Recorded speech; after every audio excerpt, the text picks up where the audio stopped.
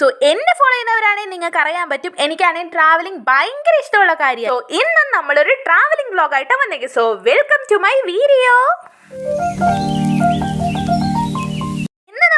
ചെയ്തേക്കുന്ന ഒരു വലിയ ഡെസ്റ്റിനേഷൻ പോയിന്റ് ഒന്നുമല്ല, ഒരു ആന്റിയുടെ വീട്ടിലേക്കാണ് പോണേ. സോ അതിനടുത്തായിട്ട് അടിപൊളിയായിട്ടുള്ള പ്രകൃതിയും തോടും വയലൊക്കെ ഉണ്ടെന്ന് അറിഞ്ഞു. അതുകൊണ്ട് തന്നെ ആദ്യം തന്നെ ഐസ്ക്രീം വാങ്ങിച്ചിട്ടാണ് ചേച്ചിയെ സോപ്പിടാൻ. രാവിലെ തന്നെ വീണുരുണ്ടിട്ടാണ് എന്റെ യാത്ര സ്റ്റാർട്ട് ചെയ്തേക്കണേ. നിങ്ങളുടെയൊക്കെ വണ്ടിയും വാഹനങ്ങളൊന്നും ഇല്ലാത്തതുകൊണ്ട് തന്നെ അത്യാവശ്യം നല്ല ദൂരം നടന്നിട്ടാണ് ആന്റിയുടെ വീട്ടിലേക്ക് നമ്മൾ എത്തിയേക്കണത്. ആന്റിയുടെ വീടാണ് കുഞ്ഞൊരു ഓടിട്ട വീടാ, നല്ല ഭംഗിയാ കാണാൻ. കുഞ്ഞു കുഞ്ഞു ജനല്, കുഞ്ഞു കുഞ്ഞു വാതില്, മുകളിലെ ഓട്, നല്ല തണുപ്പായിരിക്കും. ഞാൻ ഇങ്ങനത്തെ ഒരു വീട്ടിൽ താമസിക്കാതെ തന്നെ എനിക്ക് ഇതൊക്കെ കാണുമ്പോൾ ഭയങ്കര കൗതുകമാണ്. എനിക്ക് എന്തോ ഇങ്ങനത്തെ വീട്ടിലൊക്കെ താമസിക്കാൻ ഭയങ്കര ആഗ്രഹമാണ്. അതുകൊണ്ട് തന്നെ ഇങ്ങനത്തെ വീടൊക്കെ കാണുമ്പോൾ ഞാൻ ഭയങ്കര ഹാപ്പി. ഈ സ്റ്റെപ്പ് തന്നെ കണ്ടില്ലേ, കുഞ്ഞു സ്റ്റെപ്പാണ്, നമ്മൾ ഭയങ്കര സൂക്ഷിച്ചിറങ്ങേണ്ടി വരും. ഞാനാണെ ഓരോ മുറികളും കയറി കയറി ഇരുന്ന് ആസ്വദിച്ചുകൊണ്ടിരിക്കുക. ഇത് ആദ്യം കണ്ടപ്പോൾ എനിക്ക് മനസ്സിലായിട്ടില്ലായിരുന്നു. പിന്നെയാണ് എനിക്ക് മനസ്സിലായത് പണ്ട് ഭസ്മൊക്കെ ഇട്ട് വെക്കണ തട്ടാണെന്ന്. അതാണ് റൂമിലേക്ക് തൂക്കി വെക്കണേ. അങ്ങനെ വീട് മൊത്തം ചുറ്റി കറങ്ങിയപ്പോൾ തന്നെ എനിക്ക് വിശക്കാൻ തുടങ്ങിയായിരുന്നു. അതുകൊണ്ട് തന്നെ ഞങ്ങൾ വന്ന ഐസ്ക്രീം ഞങ്ങൾ എല്ലാവരുമായിട്ട് നന്നായിട്ട് തന്നെ ഷെയർ ചെയ്ത് കഴിക്കുന്നുണ്ട്. ഞങ്ങളാണ് ഈയിടെയായിട്ട് ജിമ്മിലൊക്കെ പോകുന്നതുകൊണ്ട് തന്നെ ഫുഡിന്റെ കാര്യത്തിൽ ഭയങ്കര ഒരു കൺട്രോൾ ഒക്കെ വന്നിട്ടുണ്ടായിരുന്നു. അതിന്റെ ഭാഗമായിട്ട് ഷുഗർ കട്ടും കൂടെ ഉണ്ടായിരുന്നു. സോ ഇത്രയും നാളുകൾക്ക് ശേഷം ഐസ്ക്രീം കഴിക്കുമ്പോൾ നല്ല ടേസ്റ്റ് ഉണ്ടായിരുന്നു. ഞാൻ ഇന്നൊരു ഓഫ് ഡേ കൂടിയായിരുന്നു. സോ ഒട്ടും സമയം കളയാതെ ഞങ്ങളാണെങ്കിൽ പുഴയൊക്കെ കാണാൻ വേണ്ടി പുറത്തിറങ്ങിയിട്ടുണ്ടായിരുന്നു. ഈ പുഴയാണെങ്കിൽ നന്നായിട്ട് ഒഴുക്കുള്ള പുഴയായിരുന്നു. മാത്രമല്ല ക്ലിയർ വാട്ടറും കൂടിയായിരുന്നു. പക്ഷെ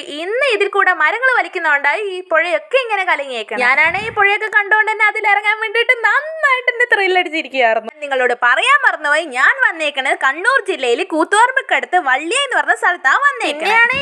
ഇത്രയും മനോഹരമായ സ്ഥലങ്ങളൊക്കെ വന്നിട്ട് ഒരു ഫോട്ടോ വീഡിയോ ഒക്കെ എടുക്കാതെ പോകുന്നത് എങ്ങനെയാന്ന് ഓർത്തിട്ട് അത്യാവശ്യം നന്നായിട്ട് തന്നെ ഫോട്ടോയും വീഡിയോയും പല രീതിയിലൊക്കെ വീഡിയോസ് ഒക്കെ ഞാൻ എടുത്തിട്ടുണ്ടായിരുന്നു. സോറി, നിങ്ങളോട് ഞാൻ പറയാൻ പറഞ്ഞു, ഈ ആന്റിയുടെ വീട്ടിലേക്കാണ് ഞാൻ ഇന്ന് വന്നേക്കണേ. ഈ ആന്റിയാണ് എന്നെ വിളിച്ച് അടിപൊളിയായിട്ടുള്ള സ്ഥലങ്ങൾ എന്റെ വീടിന്റെ അടുത്തുണ്ട് എന്ന് പറഞ്ഞിട്ട് ഞങ്ങൾ വന്നേക്കണേ. അങ്ങനെ വീട്ടിൽ നിന്ന് വെള്ളത്തിനിറങ്ങാനുള്ള പെർമിഷൻ ഗ്രാൻഡ് ആക്കിയോണ്ടെന്ന് ഞാൻ വെള്ളത്തിൽ നിന്ന് ഗ്രാൻഡ് ആയിട്ട് തന്നെ ആഘോഷിക്കുന്നുണ്ട്. ഈ ഏരിയയിലേക്ക് റോഡുകളൊന്നും ഇല്ലാത്തതുകൊണ്ട് തന്നെ വാഹനങ്ങളൊന്നും വീട്ടിൽ വരാൻ പറ്റില്ല. അതുകൊണ്ട് തന്നെ നമുക്ക് വീട്ടിലെത്താൻ ഒന്നിക്ക് പുഴ കിടക്കണം, ഇല്ലെങ്കിൽ ബണ്ട് കിടക്കേണ്ട ആവശ്യമുണ്ട്. സോ ഞങ്ങൾ ഇന്ന് പുഴ കടന്നിട്ടാണ് വന്നേക്കണേ. സോ ഇതാണ് ഞാൻ പറഞ്ഞ ബണ്ട്. ഇത് എനിക്ക് കണ്ടിട്ട് ഒരു ഡാമിന്റെ ഒരു മിനി വേർഷൻ ആയിട്ടാണ് തോന്നിയേക്കണേ.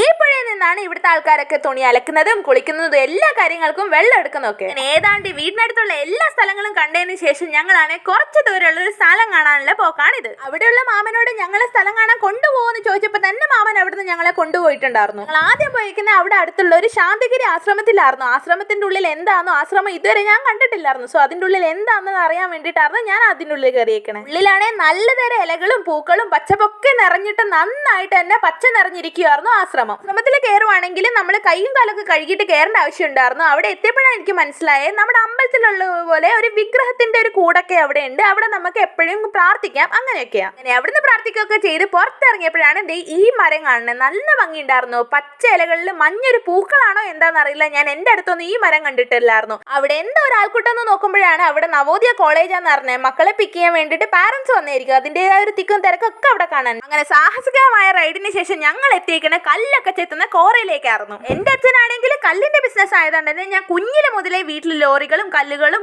പണിക്കാരും ഒക്കെ കണ്ടിട്ടുണ്ടെങ്കിലും ഇതെങ്ങനെ ഉണ്ടാക്കുന്നതെന്ന് എനിക്ക് ഇപ്പം വരെ അറിയില്ലായിരുന്നു. എനിക്കാണെങ്കിൽ ഭയങ്കര കൺഫ്യൂഷൻ ആയിരുന്നു കല്ല് എങ്ങനെ ഉണ്ടാക്കണേ. ഞാൻ ആദ്യം ഓർത്തിട്ടുണ്ടായിരുന്നു ഇങ്ങനെ പൊടി മണ്ണുകളൊക്കെ കൂട്ടി പറ്റിച്ചിട്ടാണോ കല്ലുണ്ടാക്കണേ. ഇപ്പോഴാണ് മനസ്സിലായത് ഇങ്ങനെയുള്ള സാധനങ്ങൾ കട്ട് ചെയ്ത് എടുക്കണയാണ് ചെത്തുകല്ലായിട്ട് വരുന്നത്. ഇതാണെങ്കിൽ വലിയൊരു ഏക്കർ കണക്കിൽ മല മുകളിലുള്ള ഒരു സ്ഥലമാണ്. ഇവിടുന്നാണെങ്കിൽ വലിയ വലിയ മല പോലുള്ള കട്ടകളൊക്കെ മെഷീൻ ഉപയോഗിച്ചിട്ട് ചെറിയ ചെത്തുകല്ലിന്റെ സൈസിലാക്കിയിട്ട് കട്ട് ചെയ്തിട്ടാണ് നമ്മളെ വീട്ടിലേക്കൊക്കെ കൊണ്ടുവരണേ. ആ കാണുന്നതാണ് ഈ മല ഇങ്ങനെ ചെത്തി കല്ലിന്റെ ഷേപ്പിലാക്കണ മെഷീൻ. വേറൊരു കാര്യം, ഇവിടെ ഞാൻ മാത്രമല്ല വന്നേക്കണേ, ഞങ്ങൾ കാർ നിറച്ച ആൾക്കാരായിട്ടാണ് വന്നേക്കുന്നത്. എല്ലാവർക്കും ആണെങ്കിൽ എന്റെ വീഡിയോയിൽ വരാൻ ഭയങ്കര നാണമൊക്കെ ആയിരുന്നു. അതുകൊണ്ട് തന്നെ പയ്യെ ഞാൻ വരെ വീഡിയോയിൽ എടുത്തിട്ടുണ്ട്. സോ ഇത്രയൊക്കെയാണ് ഞാൻ ഇന്ന് കണ്ടേക്കണേ. അപ്പൊ വീഡിയോ ഇഷ്ടപ്പെട്ടാൽ ലൈക്ക് ചെയ്യുക, സബ്സ്ക്രൈബ് ചെയ്യുക. ബൈ.